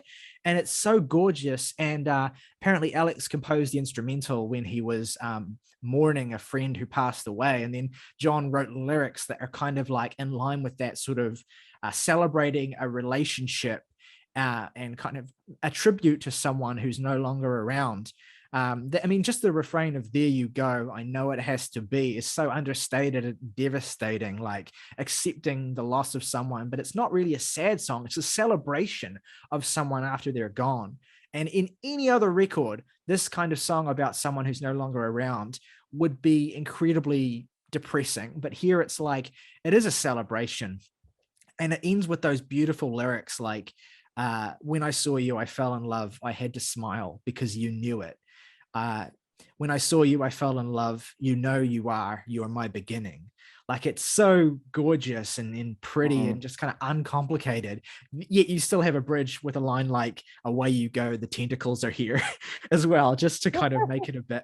And also just one of the most kind of beautiful little kind of metaphorical lyrics on this record too. I don't even necessarily understand it. It's just a very poetic line wherein he says, how am I going to make all my daggers into leaves? Like that's just super evocative to me. It feels very poetic and I find it super moving. The chainmail no bullet can enter, wear it and remember me as I remember you. And when the mountain moves me, you'll know what to do. Into the afterglow. Like that's a beautiful set of lines about, you know, losing someone, but kind of feeling as though in saying goodbye to them, you're sort of fortifying them for whatever is next for them, and that you will stay connected to them somehow. It's honestly, I think, one of the most poetically beautiful songs they've ever written, and it's grown on me so much to the point where it's an absolute standout now for me. The only other song that we haven't, well, one song we haven't talked about at all, that's another standout on this record for me, just because it should be said, 14 song album, no misses. One of the things that was most interesting for me to learn when sort of reading into interviews and stuff was actually that every single song the band recorded in the studio sessions for this is on the album. There's nothing that didn't make the album. They put everything on here. And part of that was like, because they've had so many fans come up to them and say like, oh, we love the Get to Heaven B-sides so much. How come they didn't end up on the record? And they were like, we don't like those songs that much, but people love them. So like, okay, fine. You want to have, you know, the big record, then here it is. And it is their longest record. And somehow, and this is one of the reasons why I was a little bit anxious going into this before it came out, because I was like, oh, it's 14 songs. It's their longest album. Like, it's going to be, it feels like we can't really not have just maybe one or two lesser tracks. And somehow they're all fucking great. I'm sorry for doubting you guys. And one song I do want to shout out that we haven't mentioned yet is My Computer from the back half of this track. I don't know why. Can I say for a second that this is like if Kraftwerk made like a fucking electro clash rave banger song? Like you have these vocoder keyboard tones like boo, boo, boo, boo. That's like Yellow Magic Orchestra level, like primitive synths. I love that. Specifically a reference, like a musical reference to Kraftwerk's Computer Love album or Computer World album, which has a lot of that on it, I think. But a Yellow Magic Orchestra is also in the same realm of that as that sonically. But yeah, this song is like, I mean, it's kind of easy to overlook maybe because it's like amongst a run of songs that are so like just fucking barreling forward. But the way that, I mean, you get a level of fast singing here that recalls like Blast Doors from Get to Heaven or something, a level of fast singing that you just is so amazing when John locks into it, and he hasn't done it that much recently. Well, I guess he did it in songs like Big Climb and stuff, but it feels like a novelty whenever he does do it. And like one of the most amped parts of this album for me, like one of the parts where I get the most like kind of like fucking into it is like at the end of the song when the chorus comes in, and it's like for some reason 3 times heavier and more intense than it was any of the previous times you heard it. And it's just like, fuck, that shit is so, it feels like, you know, the whole fucking universe is careening towards your head. It's just so fucking awesome. And it's a funny song as well, because it's a song about like, we talked about this, I talked about this theme of like, you know, the relationship between humans and AI and kind of blurring the boundaries between like what can be human. And this is actually a song about like dating a robot and sort of like the nature of that relationship. It's one of the funnier songs on the record, I think. I love the lines, you can bend, you can slide, you can push me to my limit, you can run, you can crush every blue boy on the planet. You can hide, you can seek with that ultraviolet ammo. You can sing, you can play my rib cage like piano. Again, super Higgsian, super fucking weird. I love that shit. I love how vivid and just kind of just super, it puts these sort of images in your head that you kind of can't understand, but are super, super evocative. There's like, they described it as going for like a Michael Jackson meets Kraftwerk. And I can totally see that. Yep. A song that we've already kind of mentioned that I want to shout out again, Cut Up. The thing I love about this song the most is that we did a recent record club on the Chemical Brothers 1997 record, Dig Your Own Hole, which I love. And one of the aspects of this song that I really relate to is that it sounds so much like a late era Chemical Brothers song, like particularly one of the songs on one of their last 2 or 3 records. Like it has so much of the same sort of textures as what they use on their pop tracks now. And like, if you were to tell me going into this record that there's going to be a fucking song that sounds like late period Chemical Brothers, except it's fucking full on everything, I would have legitimately sucked your dick on the spot. Like just for putting that thought in my head, whether you're right or wrong, I would have done that. I can't get over this album. And I can't get over the way that I keep getting thrown about from just ridiculously giddy joy to just like fucking I'm gonna sob into my pillow. Like the last 3 songs on this album just make me want to fucking weep, and it's just so, and yet I cannot get enough of them. I just cannot. Like Kevin's Car, come on. This is one of the most tender and beautiful love songs I've heard in a long time. Just that lyric and that refrain of sleeping in the back of someone's car as a way of communicating like trust and love is so beautiful. Like, and that whole, every lyric here is gorgeous. The moment never lasts, but every headlight that we pass is bleeding into all mankind. All my hurt is gone, all my wars are won, I'm on my way. While my mind's erasing, I'm falling into you.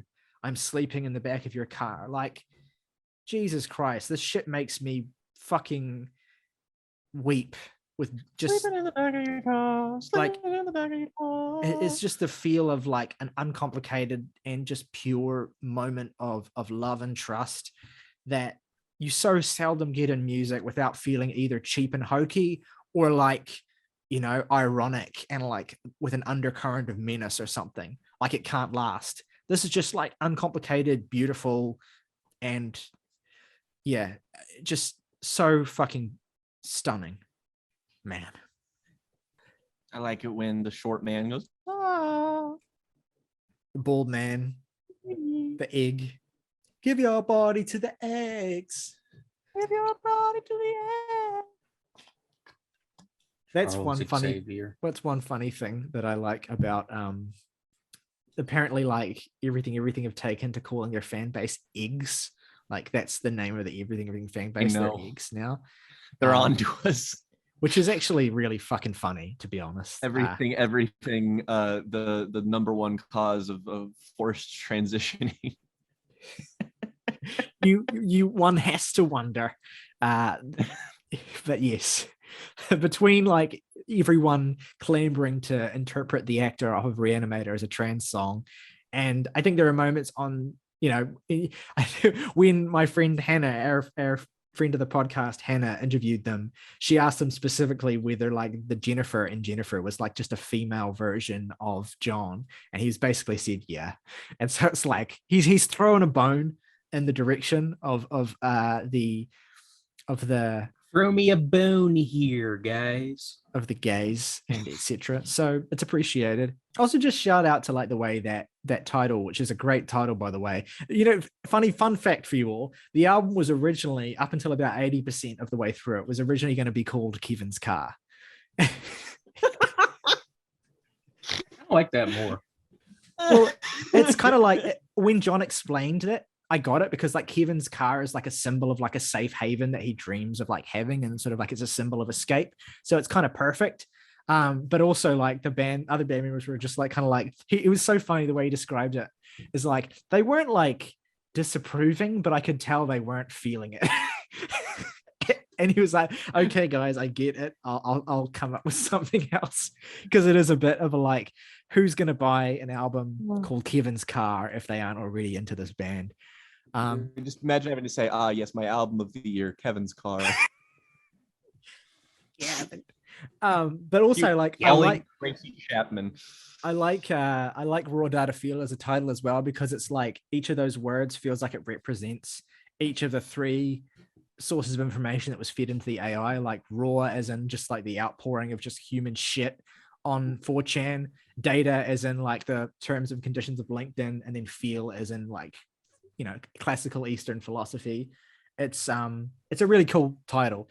And also like this has a happy ending, because as of the day we record this, the UK charts update came out, and this debuted at number 4 on the UK albums chart, which is the highest they have ever charted in their own country.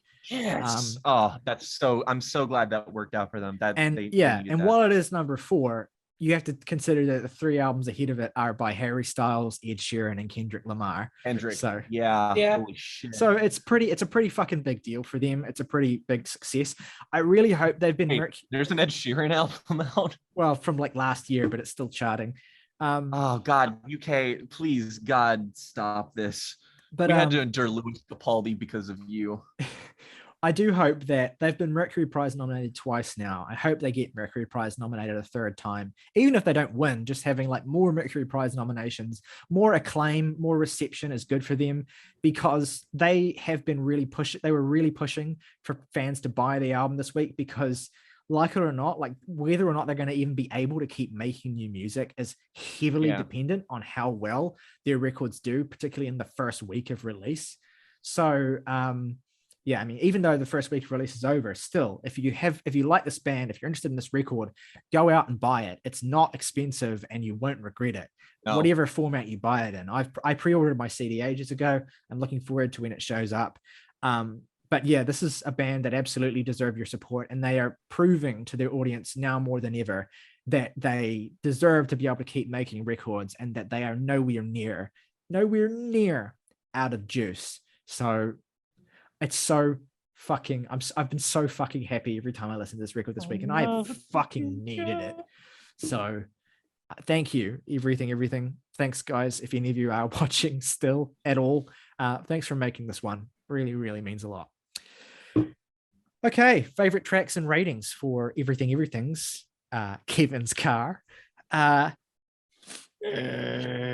why don't you go first? My 3 favorite tracks gonna be Born Under a Meteor. I gotta pick one of the singles. I'll say Teletype. And Metroland is Burning. My least favorite song is, same thing with Heavy Pendulum. Nah, not really. 9. Their third best album.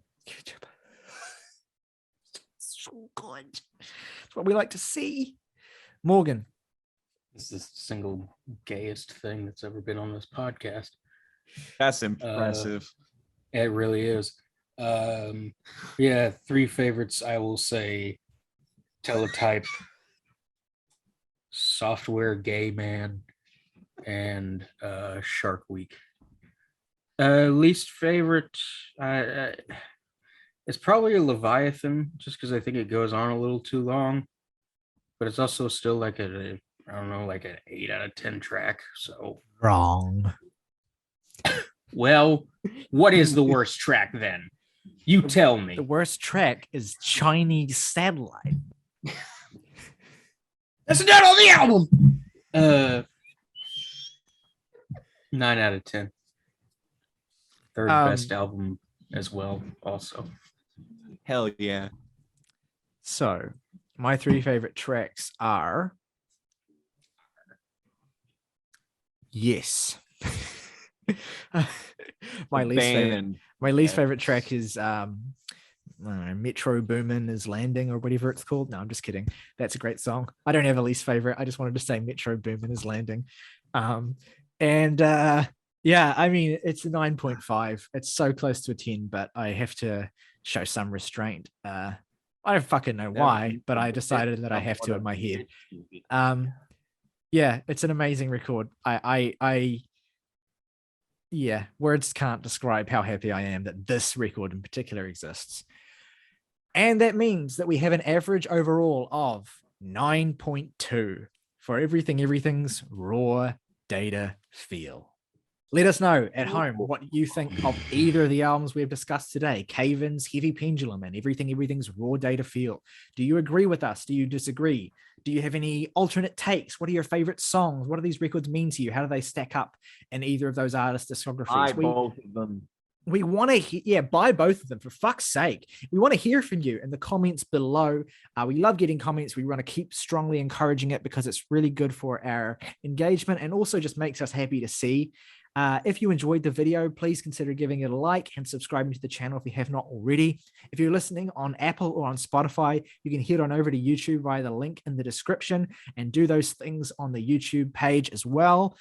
If you want to go above and beyond and support the channel for just $1 a month, you can hit the join button on our YouTube page, become one of our channel members, get your icon featured on our channel page, as well as getting your name in the title crawl of every video on this channel, plus priority comment response. And you get a cool little banner on your comments. And if you want to recommend us a record to listen to, your recommendation will go to the top of the pile. I will kiss you on the mouth. As always, though, folks, rock over London, rock on Chicago, Coca-Cola, open happiness.